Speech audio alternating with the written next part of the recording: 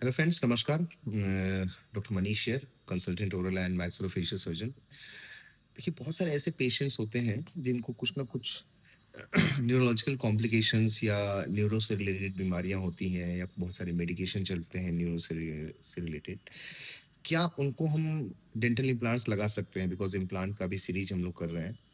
या इन a sense आप ये भी समझ सकते हैं कि क्या वो कब वो सर्जिकली फिट होते हैं, और अगर सर्जरी किसी तरह की कर सकते हैं तो क्या प्रिकॉशंस हम लोग को प्राइमरीली लेने होते हैं?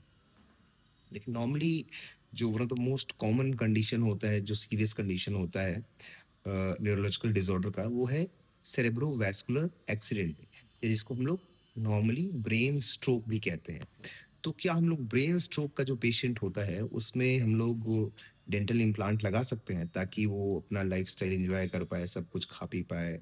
और देखिए देखिए इम्प्लांट लगाना और मतलब ओल्ड एज में स्पेशली फुल माउथ रिहैब करना, मतलब इस तरह का रिहैब करना। देखिए, पहले आप लोग को पता होगा कि बूढ़े लोग जो लोग एक उम्र हो गई वो समझ पा रहे होंगे कि बूढ़े लोगों में पहले खोलने निकालने वाला जबड़ा लगता था, डेंचर लगता था।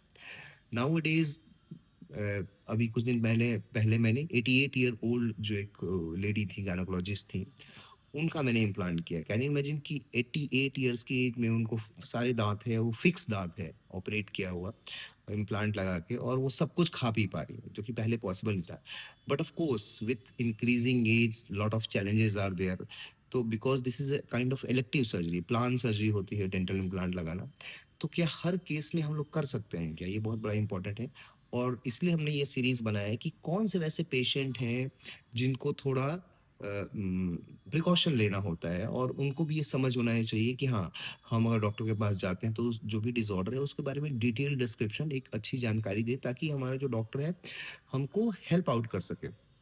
तो जो न्यूरोलॉजिकल कंडीशन होती है उसमें जो एक सीरियस कंडीशन जो काफ़ी कॉमन पाई जाती है, स्पेशली ठंड के दिनों में काफ़ी इसका होने का संभावना भी रहता है ओल्ड एज में, उसको बोलते हैं ब्रेन स्ट्रोक या सेरेब्रोवैस्कुलर एक्सीडेंट। अब देखिए, जो सेरेब्रोवैस्कुलर एक्सीडेंट होता है इसमें नॉर्मली क्या होता है कि ब्रेन में के किसी हिस्से में किसी भी वजह से ऑक्सीजन की सप्लाई कॉम्प्रोमाइज हो जाएगी। बिकॉज देखिए, जीवन जीने के लिए हमारे शरीर में जो भी कोशिकाएं हैं, सेल्स हैं या टिश्यूज हैं, ऊतक हैं, तो उनको ऑक्सीजन तो चाहिए ही चाहिए। तो किसी भी वजह से अगर ऑक्सीजन डिप्राइव हो जाए ब्रेन का कोई पार्ट, तो वो काफ़ी जल्दी ब्रेन का जो टिश्यू होता है काफ़ी जल्दी मरने लगता है। तो जैसे ही ऑक्सी हालाँकि हमारे शरीर में ऑक्सीजन पहुँचाने के लिए एक सिंगल नली नहीं होती, एक इट्स लाइक अ वेब। बहुत तरह से बॉडी मैनेज करता है कि अगर किस एक साइड से कोई रास्ता बंद हो जाए, मान लीजिए कहीं सड़क पे जाम लग गया, तो दूसरा बाईपास कर ले उसको। बट चूँकि ब्रेन काफ़ी सेंसिटिव ऑर्गन होता है, तो उसके पास रिकवरी के लिए टाइम बहुत कम होता है। तो इन कंडीशन में अगर ब्रेन को हाइपोक्सिया हो जाए, यानी ऑक्सीजन डिप्रिवेशन हो जाए, ऑक्सीजन की सप्लाई नहीं पहुँच पाए, किसी भी वजह से हो सकती है। हो सकता है कोई क्लॉट फँस जाए ब्रेन की किसी नली में, तो जहाँ वो फँस गया उसके आगे का पूरा एरिया जो होता है, वो ऑक्सीजन सप्लाई से डिप्राइव हो जाएगा। या फिर किसी वजह से कोई ट्रॉमा या एक्सीडेंट की वजह से कहीं ब्रेन की नली फट गई, कोई खून की नली फट गई, उसके वजह से कंप्रेशन हो गया, उसके वजह से भी आपकी सप्लाई रुक सकती है, ठीक है? और कई बार उम्र से जब उम्र बढ़ता है, तो माइनर स्ट्रोक जो है, वो खून की जहाँ टर्मिनल नलियाँ होती है वहाँ पे कोई क्लॉट फँस जाता है, तो एक जो मिनी स्ट्रोक जिसको बोलते हैं, वो होता ही रहता है। तो नॉर्मली एक एज के बाद आप लोग देखते हैं अक्सर कोई भी ब्रेन का की प्रॉब्लम होती है तो सीटी स्कैन कराया जाता है। तो वैसे कंडीशन में जिनकी हिस्ट्री रही हो कि ब्रेन स्ट्रोक है, तो उनमें थोड़ा-सा क्लिनिशियन को भी एक्स्ट्रा प्रिकॉशन लेना पड़ता है, और पेशेंट को भी।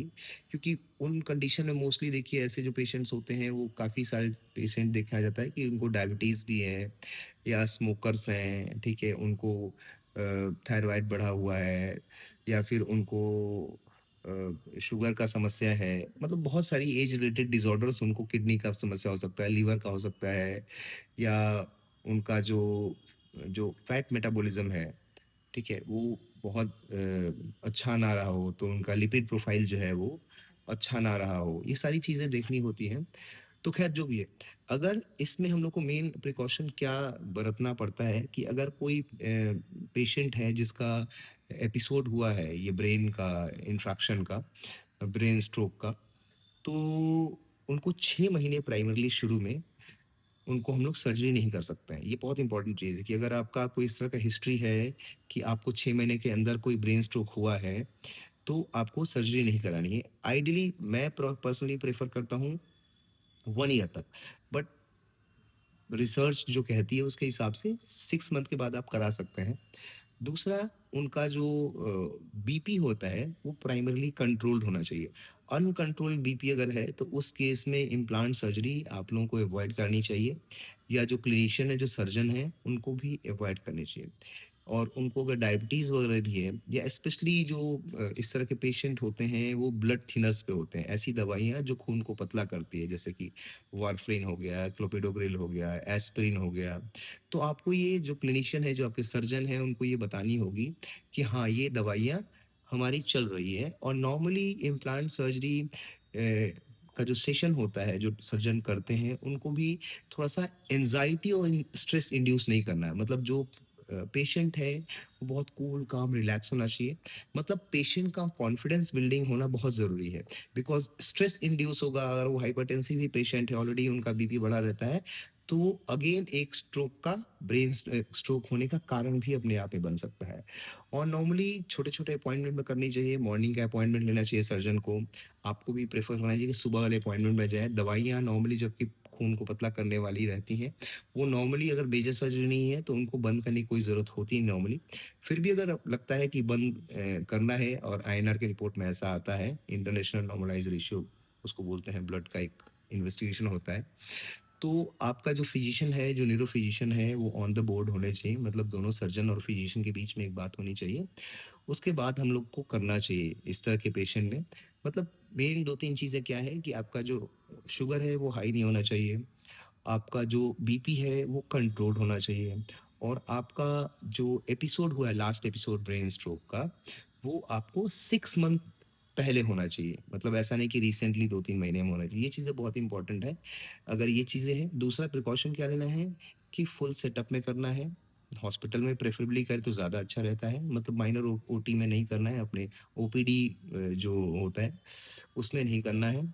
और क्या करना है, सबसे इम्पोर्टेंट चीज़ कि प्रोटोकॉल ऐसा रखना है कि शॉर्ट ड्यूरेशन में, एक ही दिन में सारा इम्प्लांट करने में मेबी थोड़ा रिस्क हो सकता है, पेशेंट स्ट्रेसफुल हो सकता है। तो आप 2 या 3 अपॉइंटमेंट शॉर्ट अपॉइंटमेंट में करें। और ये जो पूरा सर्जरी होना चाहिए, ये पेनफुल नहीं होना चाहिए, बिल्कुल पेनलेस होना चाहिए, पेन फ्री होना चाहिए। नॉर्मली लोकल एनेस्थीसिया के बाद पेशेंट पेन का कंप्लेन करता नहीं है, बहुत ही रेयरली।